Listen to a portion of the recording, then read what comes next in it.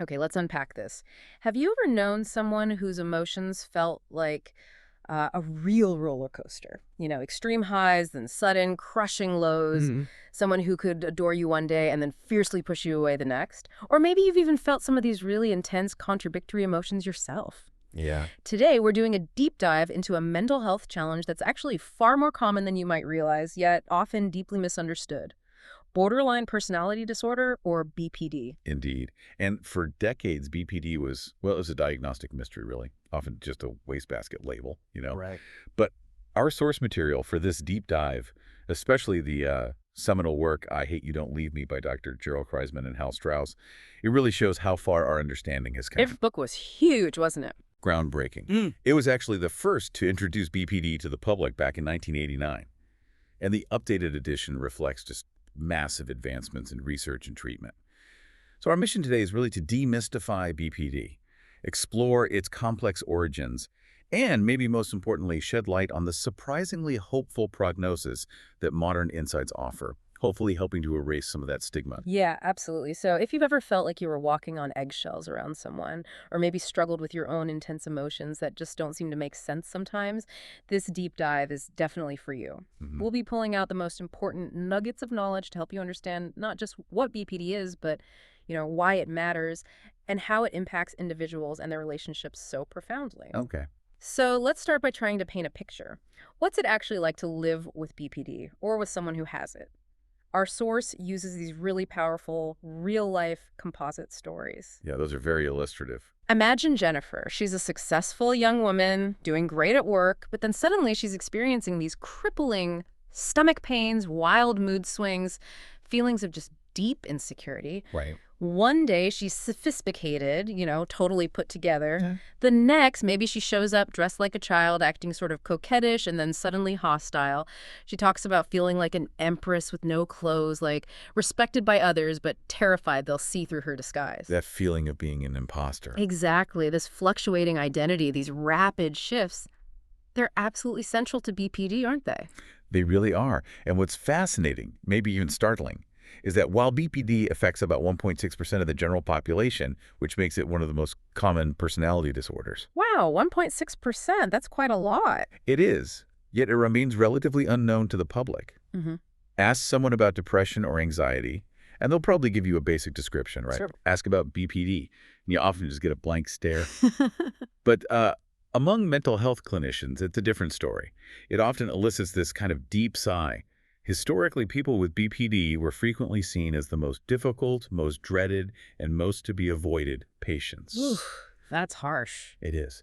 It's even been called the third world of mental illnesses, indistinct, vaguely threatening, and consuming a huge percentage of mental health services. So why the disconnect? Why is it so prevalent but so poorly understood by the public? You mentioned the history. Yeah, the history is key. Borderline was initially just a catch-all term, really, for patients who seemed, well, more ill than neurotics, yet less ill than psychotics. Stuck in the middle somewhere. Kind of a diagnostic gray area. Exactly. It wasn't until 1980, with the American Psychiatric Association's DSM-3, that BPD was formally defined with clear criteria. Before that, psychiatrists honestly just couldn't agree on its existence. That's wild. And the book draws this really interesting analogy, right, to help explain why it was so tricky to pin down. It does, yeah. Very compelling one. It says BPD has been to psychiatry what a virus is to general medicine. Ah, Frustrating to treat, difficult to define, hard to explain adequately, like viruses before we really understood them. BPD was this behavioral puzzle. that makes a lot of sense. Okay, so now that we do have a definition, what are the hallmarks? You mentioned inconsistency. What else defines this walking paradox? Well, inconsistency is absolutely foundational. The DSM, the diagnostic manual, lists 9 criteria, and you need 5 or more for a diagnosis. But these aren't just separate symptoms. They're interconnected like pistons in an engine. Okay. Think about splitting. That's a primary defense mechanism. For someone with BPD, people and things are often either all good or all evil. There's no middle ground, no gray area. So a friend could be perfect 1 minute. Idolized, yeah.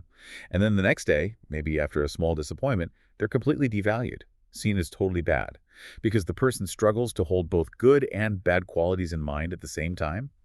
It's very binary. Wow. And what about the chronic feelings of emptiness you hear about? That's another core feature. It's this profound, pervasive sense of being empty inside. It can drive a desperate search for relief, for something to fill that void. The book mentions Marilyn Monroe, right? Hating being alone, fearing she'd fall into a void, endless and terrifying. Exactly. That internal experience of emptiness is incredibly distressing, and it often fuels impulsive, sometimes self-destructive behaviors, things like binge eating or reckless spending, substance She'd abuse, feel something, anything. or just trying to escape that feeling of nothingness. Yeah. And this connects to perhaps one of the most striking and often misunderstood symptoms, Yeah. self-mutilation. Right. The book calls it emotional hemophilia, like lacking a clotting mechanism for feelings. That's a powerful description. And it emphasizes that self-harm in BPD often isn't about wanting to die. It might be paradoxically to feel something, to confirm he is alive, or sometimes to distract from overwhelming emotional pain with physical pain. So using physical pain almost as an anchor, or like paying a price for feeling guilty. It can be those things, yes. It's a desperate coping strategy, often hidden with scars carefully concealed. It really shows this profound internal struggle that's often invisible from the outside. It's crucial for you, the listener, to understand these aren't just attention-seeking behaviors in the way people usually mean that. They're attempts to cope with unbearable internal states. That's a really important distinction. Okay, so this is obviously incredibly complex. What causes BPD? Is it nature, nurture? Ah, the classic question. And the answer, according to our sources, is, well, it's both and more.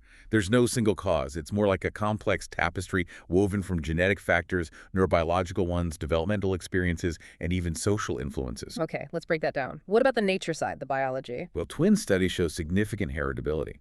If one identical twin has BPD, the other has somewhere between a 35 to 70% chance of also having it. That points strongly to genetics. That high. Wow. Yeah.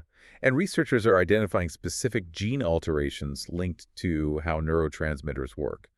The brain's chemical messengers like serotonin, norepinephrine, dopamine. So the chemicals controlling mood and impulses. Exactly. Mood, impulsivity, even pain sensitivity. It's like the wiring for emotional regulation is different. And there's this fascinating pain paradox in BPD. Paradox, how so?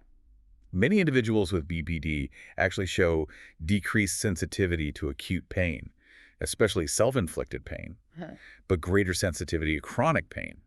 It suggests a complex interplay between emotional and physical pain processing. And brain imaging studies show patterns too often in overactive emotional system, the limbic system. Feeling things really intensely. Right.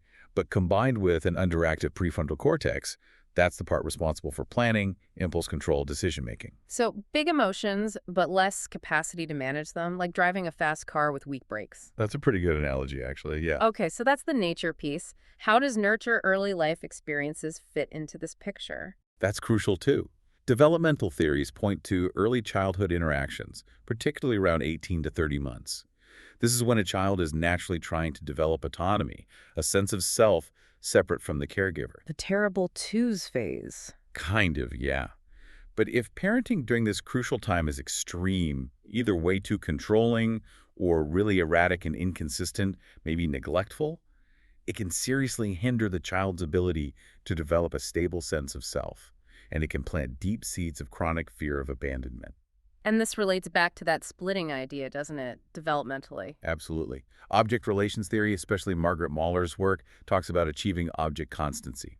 That's the healthy developmental step where a child learns that their caregiver still exists and still loves them, even when they're out of sight. Like peekaboo helps teach that. Sort of, yeah. And also learning that people can be both good and bad, frustrating and loving at the same time.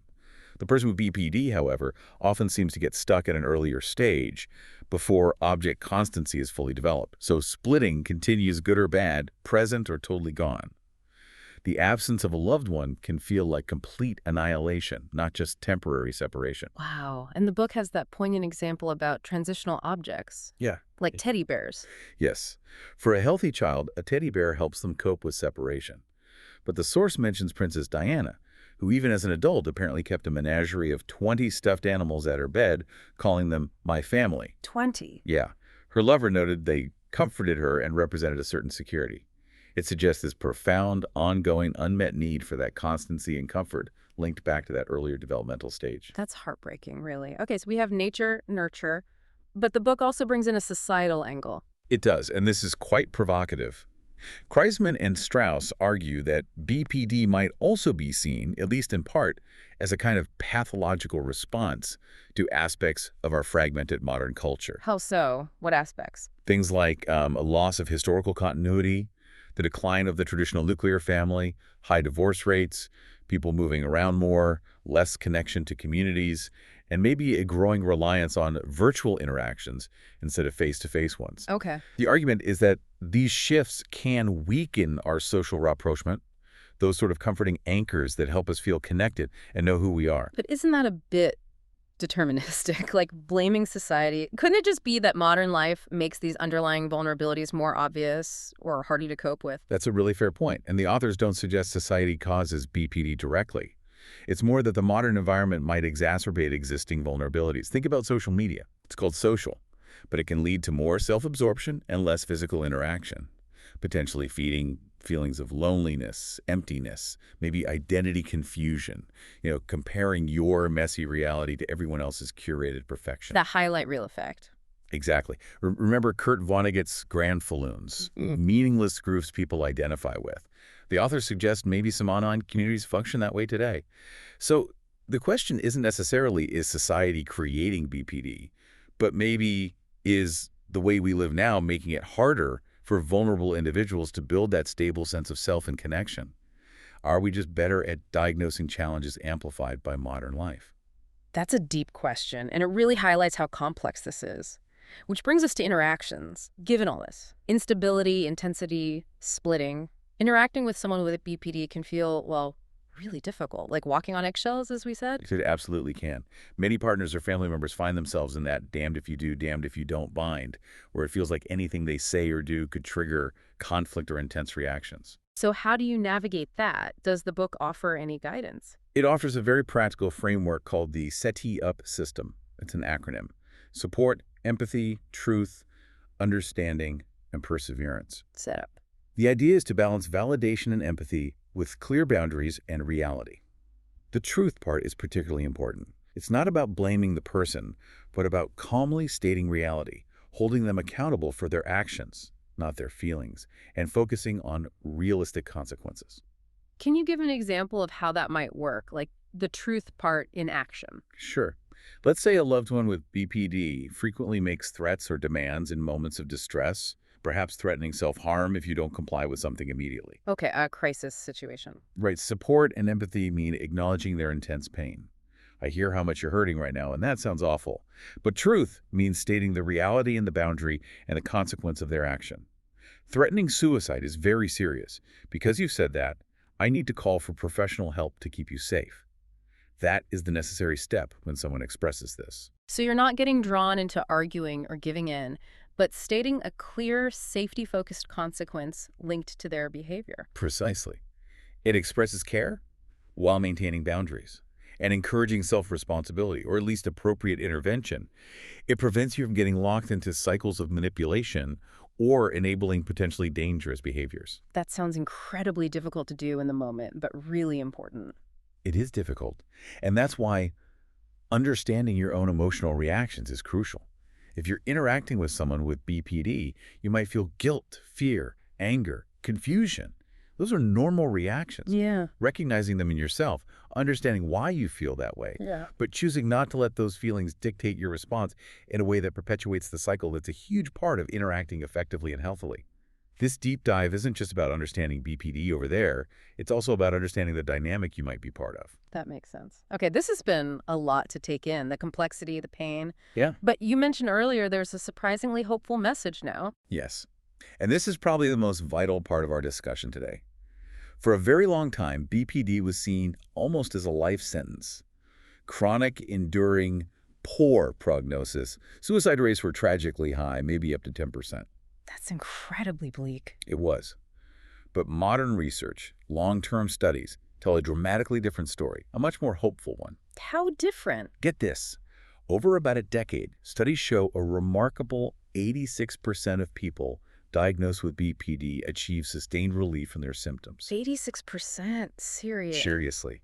And almost half of those achieve that relief within the first 2 years of treatment. And even more profoundly, around 50%, half the people diagnosed achieve full and complete recovery. That means not just fewer symptoms, but good social and vocational functioning after 10 years. Wow, that completely changes the narrative. That's It a really is a game changer. It yeah. means BPD is treatable and recovery is absolutely possible. So what does that path to recovery look like? What kind of treatment works? Psychotherapy is the cornerstone.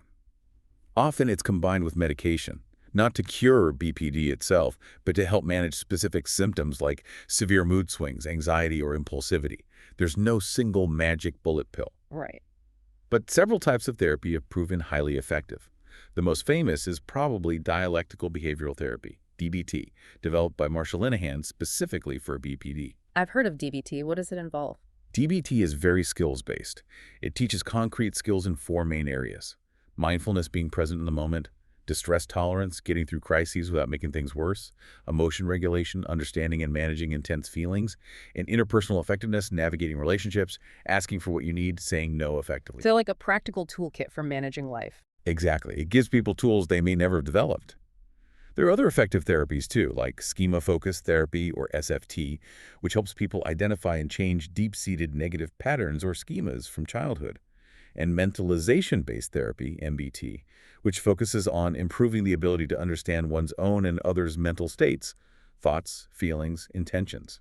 So it's about gaining insight, but also learning new ways to react, building new reflexes. That's a great way to put it. Building new, more adaptive reflexes. Change is often gradual. Kreisman and Strauss compare it to fine-tuning rather than a total overhaul, or like a tennis player patiently working on their backhand. Takes practice. Lots of practice. It involves self-awareness, consciously choosing different behaviors, practicing new responses even when they feel awkward or unnatural at first. And importantly, building a trusting relationship with a therapist is key. Learning self-acceptance, flaws and all, and extending that to others. And interestingly, many people also find their symptoms naturally lessen or mellow out with age. So it's not easy, but there's a clear path forward. Definitely. A path towards managing the symptoms, building a stable identity, and having fulfilling relationships. So you see, BPD isn't this fixed, unchangeable fate. It's a journey, yeah, often a really tough one, from a world of black and white extremes and that emotional hemophilia to a life with more nuance, more stability, more connection. From those frantic efforts to avoid abandonment to building real, authentic relationships, this deep dive really does illuminate that path to recovery. It emphasizes that people can learn to cope, connect, and really thrive. What's the one thing that really stands out to you from all this? For me, it's something the source material subtly reminds us of. That line between normal and pathological can sometimes be quite thin, quite blurry. How do you mean? Well, we all struggle, right? To some degree, with separation, with rejection, with figuring out who we are, with managing intense feelings sometimes. If aspects of this discussion resonated with you, the listener, it's not about diagnosing yourself or others from afar. Right. But it highlights that the human experience involves navigating similar internal landscapes, just perhaps to different degrees of intensity or disruption. And it leaves me with this really powerful final thought from the book, this idea of unselfish selfishness. Unselfish selfishness. Sounds like a contradiction. It does, but it's profound.